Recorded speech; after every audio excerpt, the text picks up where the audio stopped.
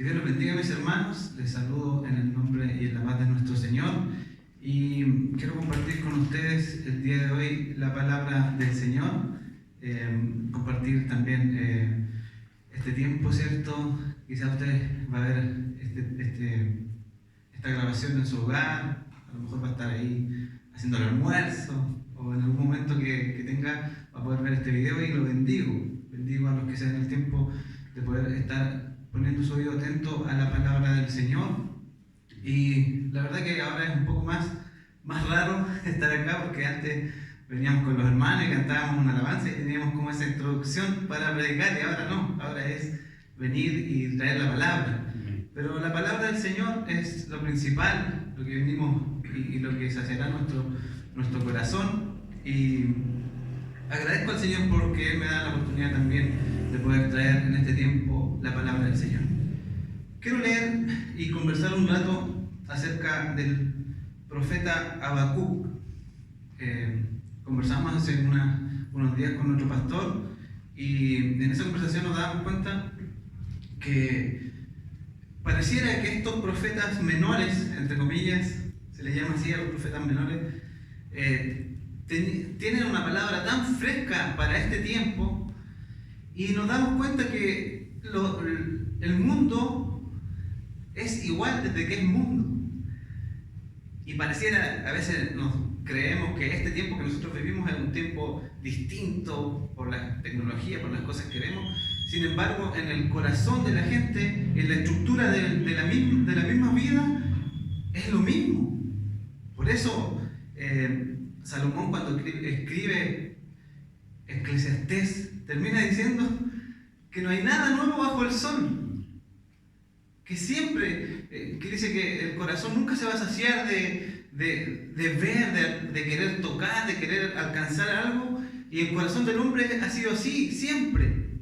Entonces, desde el comienzo hasta hoy, la historia de la humanidad no ha cambiado. Y es por eso que nosotros leemos, y vamos a leer unos versículos de este profeta, y nos vamos a dar cuenta que pareciera que nos está profetizando al pueblo de Israel hace 2500 años atrás. Pareciera que nos está profetizando a nosotros.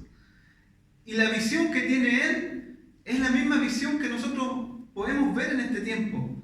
Mire, quiero leer a Habacuc en el capítulo 1, algunos versículos, del versículo 2 en adelante, y nos vamos a dar cuenta cómo la palabra del Señor trasciende, y cómo la palabra del Señor nos desnuda y desnuda a la humanidad, desnuda al hombre en toda época y en todo tiempo. Habacuc, capítulo 1, versículo 2.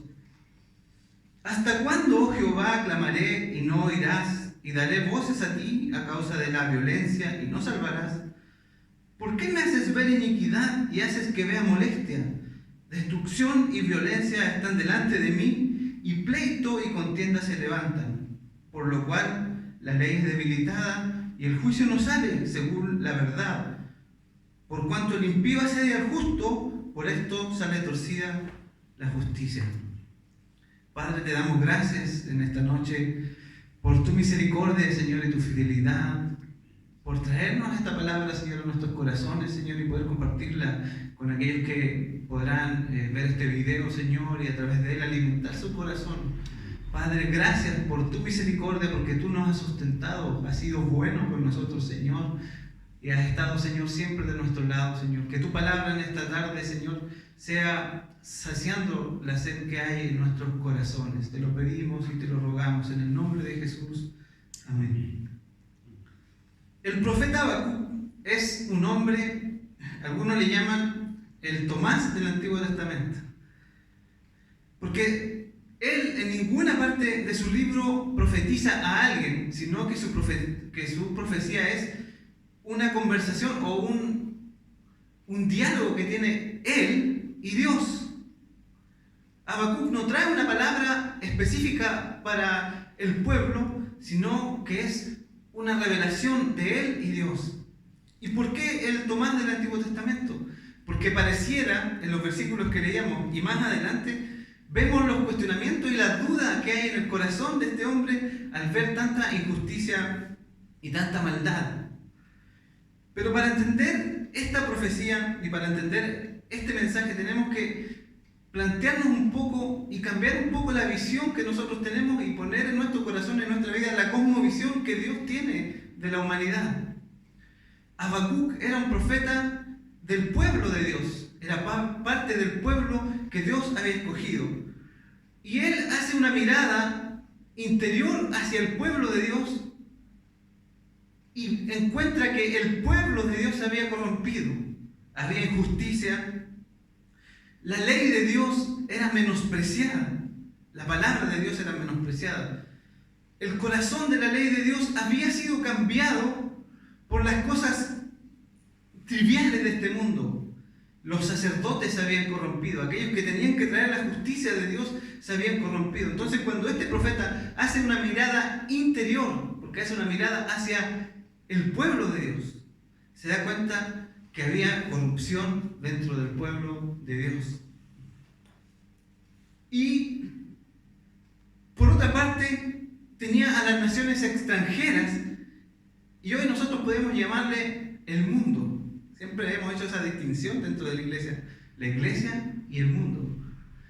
Y si el pueblo estaba corrompido, imagínense cuánto más corrompido estaba el mundo en ese entonces. Y la cosmovisión de Dios es, ¿cómo se lo puedo explicar? La cosmovisión de Dios, cuando Dios mira a los hombres, Él ve solamente dos cosas: sus hijos y los que no son sus hijos. Aunque en este tiempo, con todo lo que se manipula la palabra del Señor, muchos quieren esto tergiversarlo. Hay muchos que dicen que todos somos hijos de Dios, pero la Biblia no nos muestra eso. La Biblia nos muestra que son hijos de Dios aquellos que creen en el Señor Jesús. Juan 1:12, ¿cierto? A los que creen en su nombre, Él les dio potestad de ser hechos hijos de Dios. Entonces, cuando Dios mira la tierra, Dios mira a sus hijos y mira a los que no están en el pueblo de Dios. Pareciera un tanto egoísta y pareciera que somos un poco orgullosos, pero es así. Dios nos mira así, Dios mira a la humanidad así. El problema de este profeta es que la corrupción había llegado al pueblo de Dios. Y esto siempre ha tratado de alguna forma la historia nos muestra, desde el comienzo del cristianismo, ¿cierto? Cuando después que Cristo asciende, se va al cielo, la iglesia empieza a tener una lucha con el mundo. Pero no es la iglesia y el mundo. No son dos entes distintos para nosotros que estamos acá. Quizás Dios nos ve de una forma distinta, pero para nosotros que vivimos en este mundo, tenemos que entender que nosotros no estamos lejos del mundo, sino estamos insertos en el mundo. No es la iglesia y el mundo, sino es la iglesia en el mundo. Hay una diferencia. Somos el pueblo de Dios, somos la iglesia de Dios, pero estamos insertos en el mundo. Y dice el apóstol Pablo que nuestra ciudadanía no está aquí en la tierra, sino que somos embajadores, dice en Corintios, que Dios nos ha puesto a nosotros como embajadores. Y esa es la visión que Dios siempre tuvo con su pueblo. Si uno lee la Biblia y se encuentra en el Éxodo, cuando Dios saca al pueblo de Israel, Dios le da una promesa y le dice que de ellos haría un pueblo de sacerdotes. Porque la visión de Dios siempre abarca a todo el mundo. La visión de Dios es amplia. Y la visión de Dios con el pueblo de Israel era que este pueblo fuera un pueblo que ministrara a los demás para venir a Dios. Lo que hace un sacerdote es tomar un lugar privilegiado y traer a los demás a Dios. Y esa era la visión que tenía Dios con el pueblo de Israel. Pero el pueblo de Israel se corrompió. Y vemos la historia ahí en Éxodo cuando el pueblo toma y hace un becerro de oro, cuando Moisés se demora en bajar del monte y no baja, y ellos van donde Aarón, que era el sacerdote que tenía que llevar al pueblo a adorar a Dios, pero el corazón de Aarón también titubeó y también se corrompió. Y dice que hacen un becerro y lo empiezan a adorarle, y Aarón le dice, el pueblo dice, aquí está el Dios que los sacó a ustedes de Egipto. Y todo el pueblo se desenfrenó. Hay una palabra ahí que es muy importante de entender. Dice que el pueblo se desenfrenó y tuvo una fiesta tal cual la tenían los pueblos que no conocían a Dios. Y cuando baja Moisés desde el monte, se encuentra con esta abominación, por decirlo de alguna forma. El pueblo adorando una imagen y el pueblo sumergido en el paganismo. Y dice la historia que Moisés se para en el tabernáculo y dice, los que están con Dios a mi lado. Y la palabra dice que todos los hombres de la tribu de Leví fueron y se ganaron al lado de Moisés. Y tomaron su espada y empezaron a matar a sus hermanos. La mortandad fue muy grande aquella noche de la historia, pero ahí el Señor hace una diferencia entre los sacerdotes y el pueblo común. Por eso es que la tribu de Leví es la encargada de ministrar el sacerdocio, porque lo que tenía que corresponderle a todo el pueblo por la corrupción del pueblo solo cayó en una tribu. El pueblo de Israel, todo el pueblo estaba llamado a ser sacerdotes para el mundo. Sin embargo, el pueblo se corrompió y solamente una tribu fue sacerdote para el pueblo. Cómo la visión de Dios se achicó de alguna forma por el corazón perverso del pueblo de Dios. Y en estos versículos que leíamos en la historia de Habacuc, tenemos algo parecido. El pueblo de Dios que conocía la ley, que tenía que mostrarle a las naciones vecinas la justicia de Dios y la misericordia de Dios, se había corrompido. Y cuando Habacuc hace una visión interior hacia el pueblo de Dios, se encuentra que había iniquidad en el pueblo, que había destrucción, que había violencia. El pueblo de Dios se había corrompido. El pueblo de Dios se había apartado de la ley de Dios.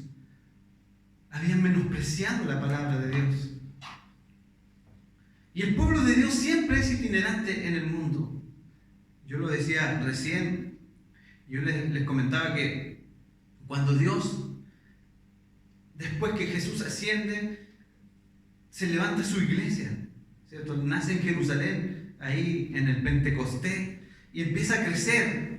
Esto que era tan pequeño, que era solamente 12 hombres, empiezan a crecer, y se forma una iglesia, y esta iglesia empieza a abrirse camino en medio de un imperio corrompido como era el Imperio Romano. Pero la iglesia nunca se mezcló con el imperio.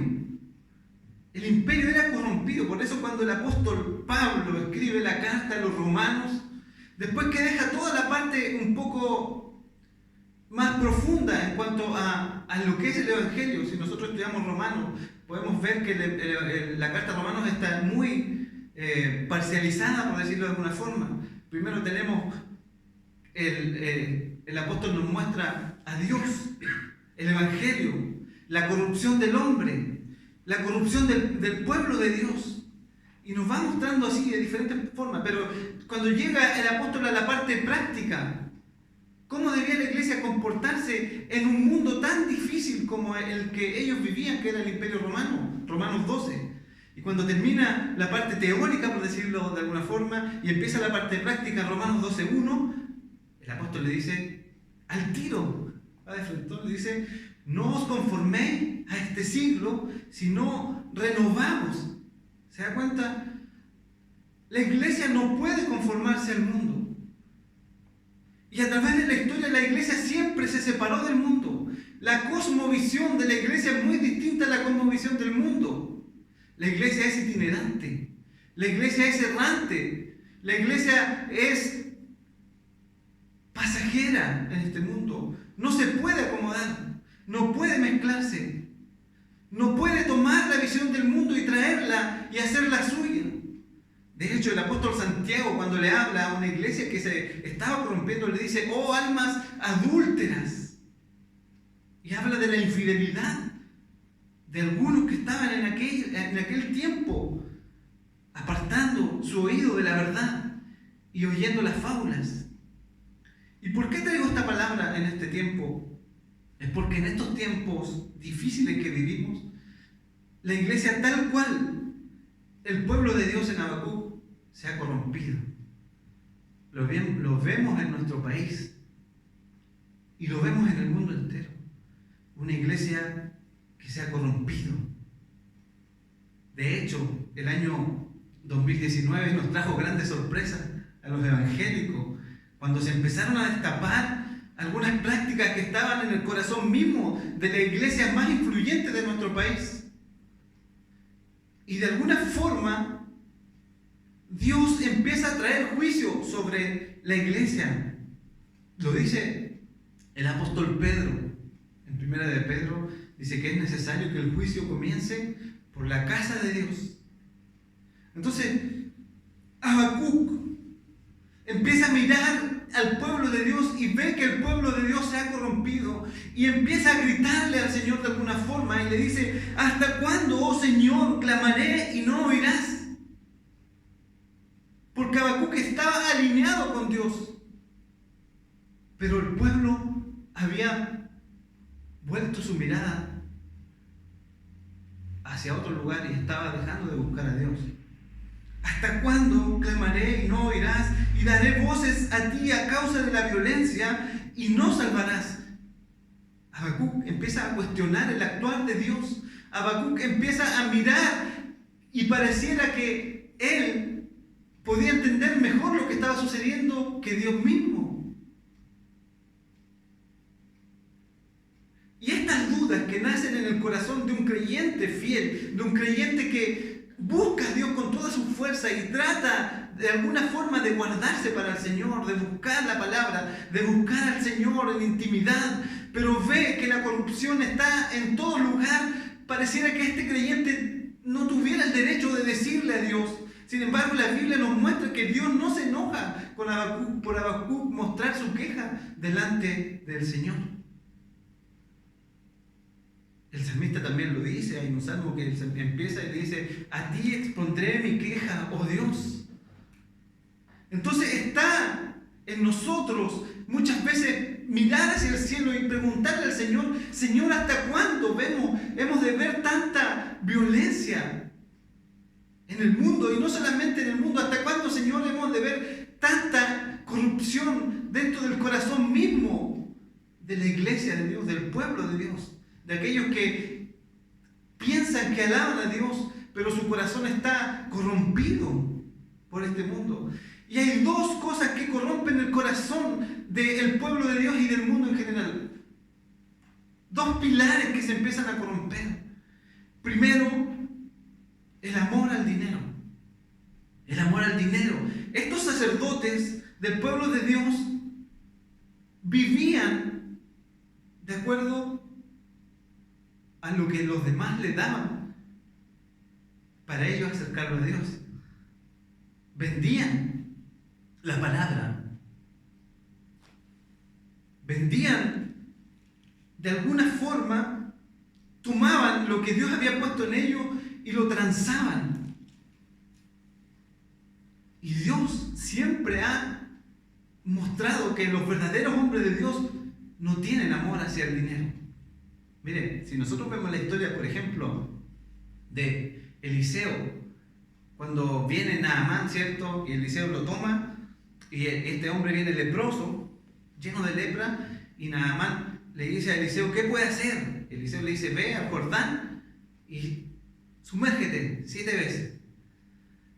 La historia la conocemos.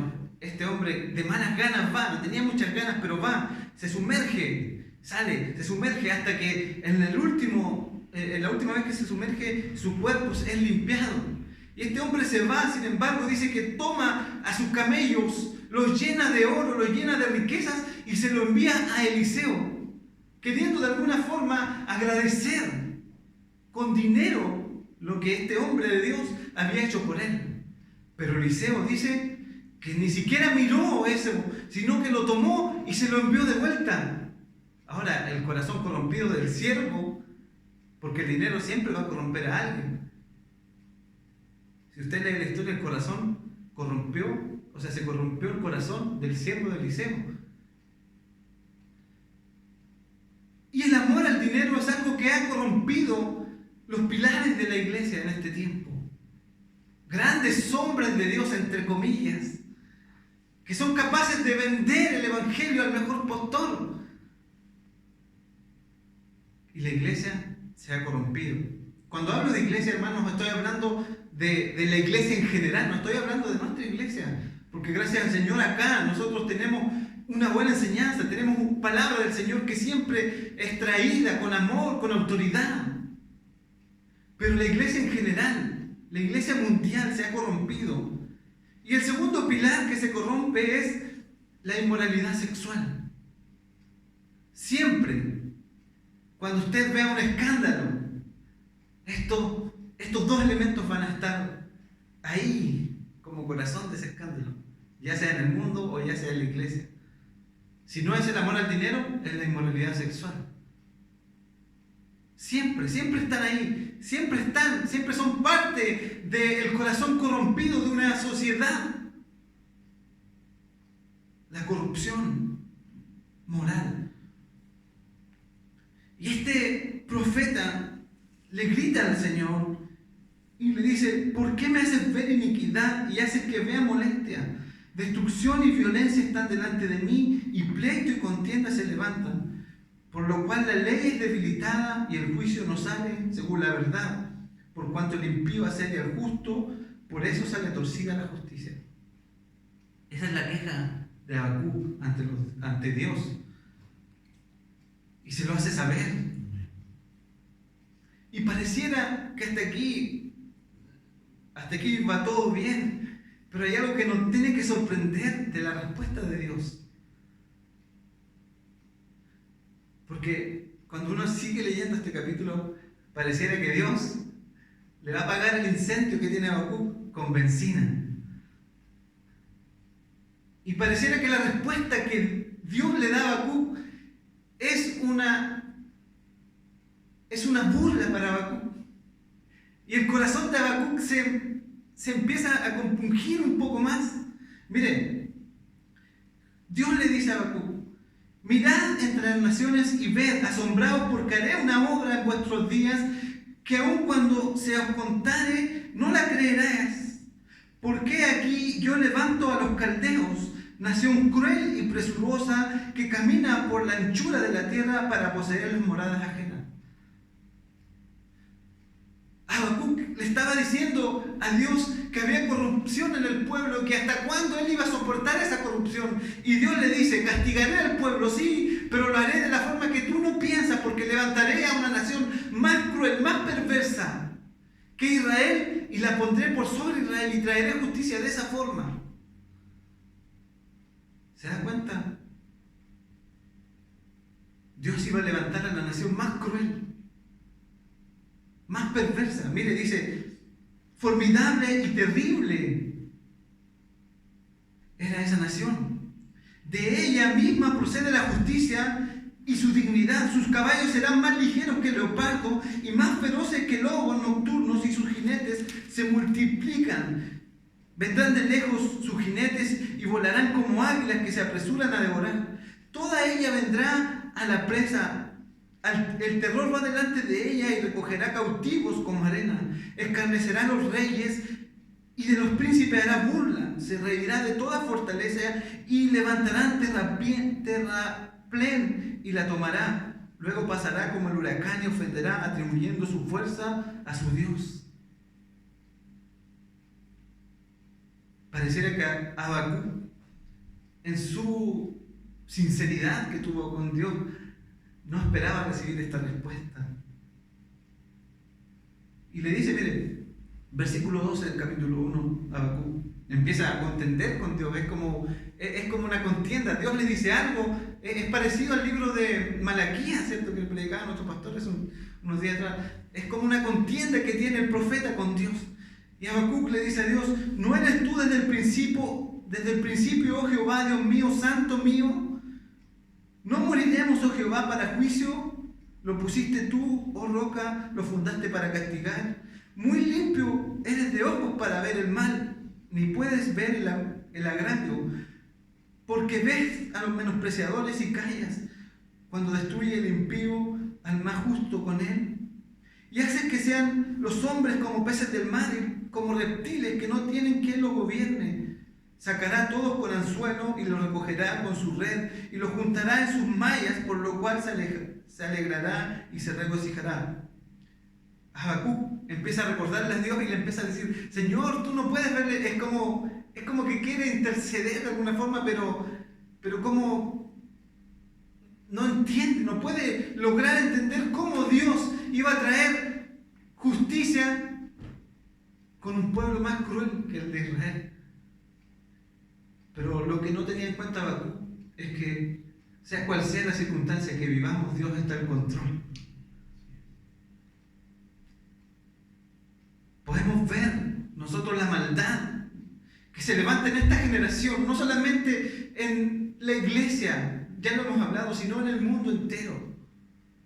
Hermanos, estos tiempos que nosotros estamos viviendo son tiempos muy complejos, muy difíciles. Pareciera a veces que vemos al hombre como una víctima de lo que está sucediendo. Sin embargo, el hombre en esta generación, con todo lo que está viendo, se vuelve más en contra de Dios.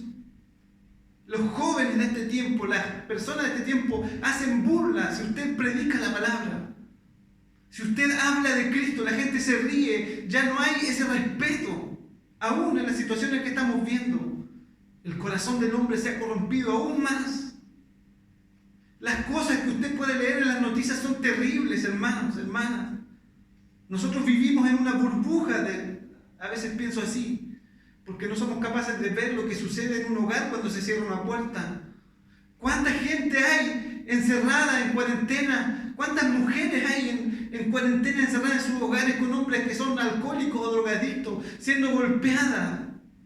¿Cuántas niñas hay? ¿Cuántos niños hay encerrados en una cuarentena en el mundo con el abusador que ha abusado por ellos por tanto tiempo ahí, día y noche? Pero nosotros no lo vemos. Dios sí lo ve.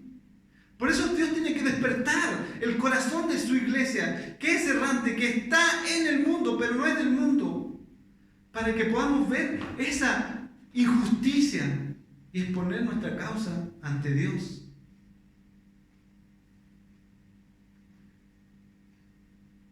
El hombre no es inocente.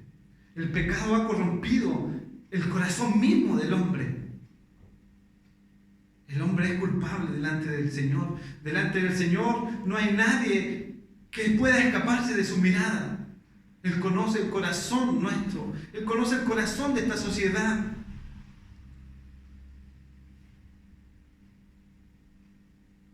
Capítulo 2 de Habacuc. Lo que dice cuando el profeta empieza a entender, porque de estos capítulos de Habacuc sacamos una profundidad tremenda. De hecho, el evangelio que predicaba el apóstol Pablo y el evangelio de Cristo tiene una gran base en estos versículos, en lo que Dios le demuestra a Habacuc. Porque Dios le demuestra a Habacuc que no importa el tiempo que nosotros vivamos, si vivimos de acuerdo a la justicia de Dios, viviremos. El Señor termina haciéndole entender a Habacuc y le dice: mas el justo por la fe vivirá. Y cuando Habacuc entiende eso, su visión cambia y su discurso es totalmente diferente. Y termina diciendo en el capítulo 3, dice: aunque la higuera no florezca, aunque la vid no haya fruto, con todo yo me alegraré en Jehová y me gozaré en el Dios de mi salvación. No son las mismas palabras que usa al comienzo, ahora ya está glorificando al Señor. Porque Habacuc se da cuenta que nosotros, los hijos de Dios, los que hemos creído en el Señor, aunque veamos violencia, aunque veamos maldad, aunque la iglesia se esté corrompiendo, aunque el mundo se caiga a pedazos, aunque la sociedad se caiga a pedazos, si somos capaces de entender el evangelio de Dios, la justicia de Dios alumbrará en nosotros y viviremos por fe.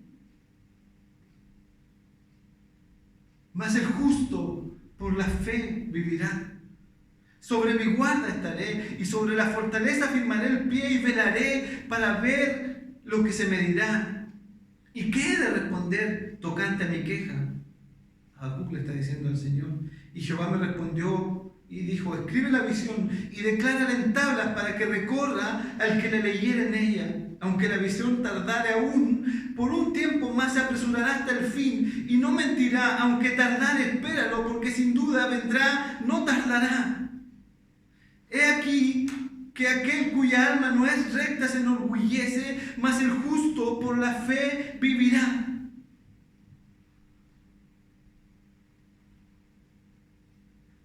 Podemos parecer locos creyendo en un Dios que volverá del cielo. Para la gente eso es ridículo.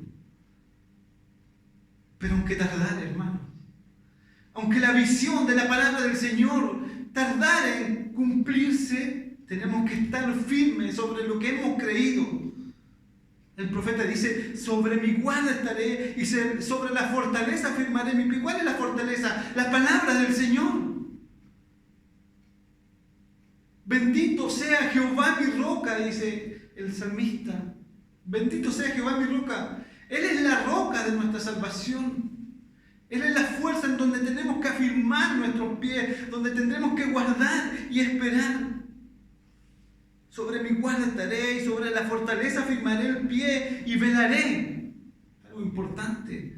Estar velando en estos tiempos, aunque para nosotros todo lo que sucede es inentendible, hermano. Nadie puede entender los misterios de Dios. Por eso un hombre tan grande como el apóstol Pablo, en Romanos 9, después que da un tremendo discurso, termina diciendo: oh, profundidad de la riqueza, de la sabiduría y de la ciencia de Dios. Nuestra mente no es capaz de entender el actuar de Dios en medio de los tiempos. Y lo dice aquí el mismo profeta. Y le dice: aviva, oh Señor, tu obra en medio de los tiempos. Porque Dios está al control. No crea usted que Dios no está al control de la pandemia. No crea usted que Dios no está al control de lo que sucede en el mundo. Él sigue siendo Dios. El salmista en el Salmo 97 lo dice. El Señor reina, dice el salmista. Regocíjese en la tierra. El Señor reina, el Señor está en su trono. El Señor no ha perdido el control de lo que usted está viendo, de lo que ven sus ojos, de la injusticia, de la inmoralidad. Hace unos días atrás veíamos cómo la gente salía en esto que le llaman el Día del Orgullo Gay. Y lo más triste es cómo muchos cristianos se abanderan con esto también porque es la moda. Veía una imagen de el rey de Babilonia cuando creó esa gran imagen y la pone a los hijos de Dios que tenían que mostrarse.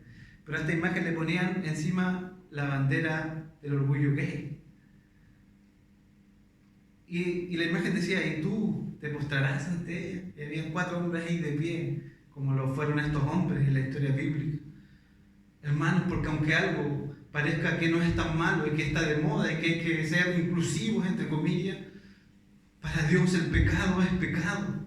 Y la corrupción del corazón del hombre siempre tratará de acomodar el pecado, pero seguirá siendo pecado ante los ojos del Señor.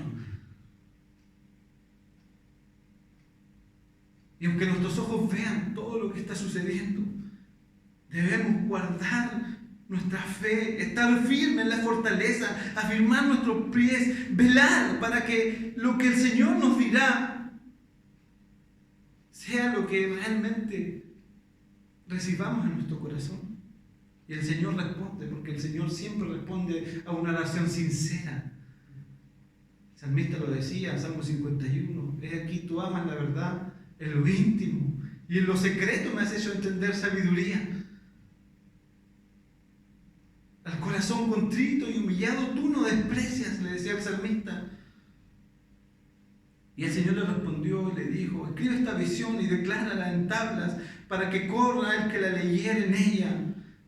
Y aunque la visión tardara, aunque tarde lo que Dios nos ha dicho, hermanos, aunque pareciera que muchas veces es muy complejo seguir esperando al Señor, pero dice, más se apresurará hacia el fin, no mentirá. Aunque tardare, espéralo, porque sin duda vendrá y no tardará. Aleluya. El que es aquí, aquel cuya alma no es recta, se enorgullece. Mas el justo por su fe vivirá. Mas el justo por su fe vivirá. Es la base del Evangelio, la fe. Es el creer en algo que no hemos visto. Es estar seguro que Dios traerá el sol de justicia. Es aquí, dice el profeta, nacerá el sol de justicia. Vendrá un día, dice él, ardiente como un horno, donde no quedará raíz ni rama. Pero dice, más a vosotros, los que teméis mi nombre, en la alborada nacerá el sol de justicia, y saltaréis como becerro en la manada. Vendrá el día del Señor. El Señor traerá justicia, y todo esto que para nosotros parece que no tiene patas ni orejas, el Señor lo mostrará. Todo esto que para nosotros es inentendible, porque hay cosas que son inentendibles, hermanos. Injusticia, inmoralidad, maldad extrema. Para nosotros que vivimos en una burbuja muchas veces no alcanzamos a dimensionar la maldad del corazón de la gente. La trata de personas en distintas partes del mundo, el comercio sexual, el comercio de órganos, la drogadicción,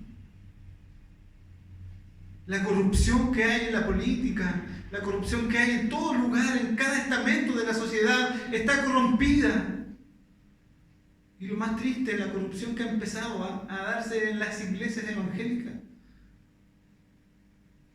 Pero Dios traerá justicia, tal vez de la forma que nosotros no lo esperamos. Pero el Señor levantará su justicia.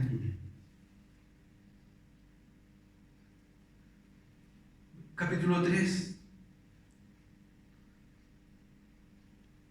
Oh Jehová, he oído tu palabra y temí. Oh Jehová, aviva tu obra en medio de los tiempos, aún en estos tiempos. En medio de los tiempos hazla conocer. En la ira acuérdate de la misericordia. Dios vendrá de Temán y el santo desde el monte de Parán. Su gloria cubrió los cielos y la tierra se llenó de su alabanza. Mire cómo es increíble ver cómo empieza el profeta este libro. Comienza cuestionando a Dios de alguna forma, comienza trayéndole su queja al Señor, pero cuando Dios le muestra que lo de él no es mirar hacia lo que está sucediendo, sino poner sus ojos en el Señor.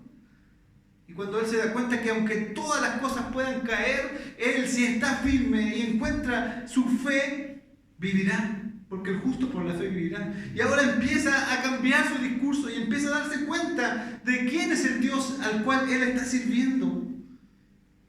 Y hace una visión hacia el futuro.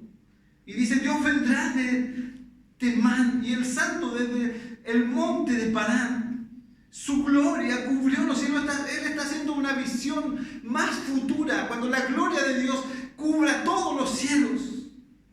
Y la tierra se llenó de su alabanza. Él está haciendo una alusión a la manifestación del día del Señor. Y el resplandor fue como la luz. Rayos brillantes salían de su mano y ahí estaba escondido su poder. Delante de su rostro iba mortandad y sus pies salían carbones encendidos. Se levantó y midió la tierra y miró e hizo temblar las gentes. Los montes antiguos fueron desmenuzados, los collados antiguos se humillaron, sus caminos son eternos.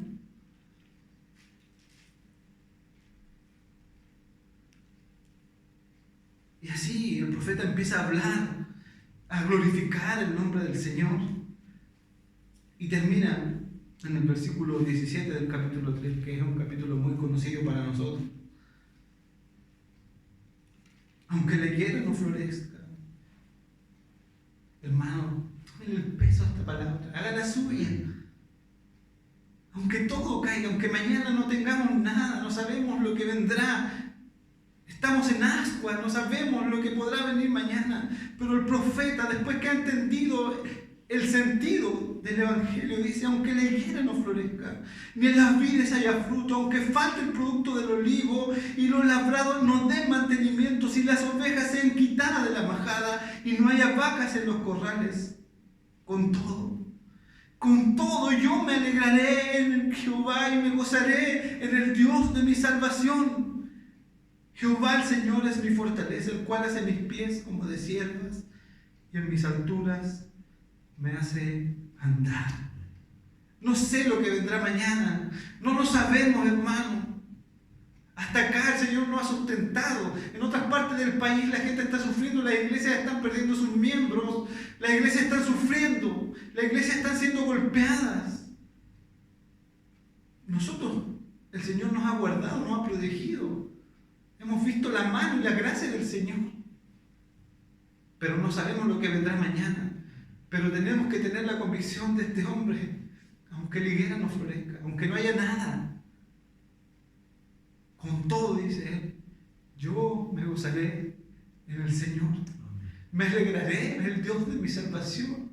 Él es el que hace nuestros pies como de sierva, dice, y en las alturas me hace andar. Vendrá el día del Señor y Él traerá justicia. Padre, te damos gracias en esta tarde por tu palabra, Señor. Permítenos, Señor, estar firmes y velar en este tiempo, como decía el profeta, Señor. Sobre mi guarda velaré. Señor, permítenos velar, estar despiertos en este tiempo. Tiempo de angustia, tiempo de maldad, Señor, tiempo de iniquidad, Señor, en el mundo. Tiempo de corrupción, Señor, en cada lugar donde miramos, Padre. Pero tú traes la justicia, Señor, tal vez de la forma que nosotros no esperamos, Señor. Permítenos entender que tú estás al control, que tu soberanía está siempre al control de todas las cosas, Señor. Padre, bendícenos, Señor. Bendice a tu iglesia, Señor. Bendice el corazón de tus hijos, Señor. Afírmanos, Señor. Afirma nuestra fe, Señor, para entender que viviremos por fe, Señor. Oh Padre, te agradecemos y te glorificamos en el nombre glorioso de nuestro Señor Jesucristo. Amén. Amén, mis hermanos. Que el Señor les bendiga.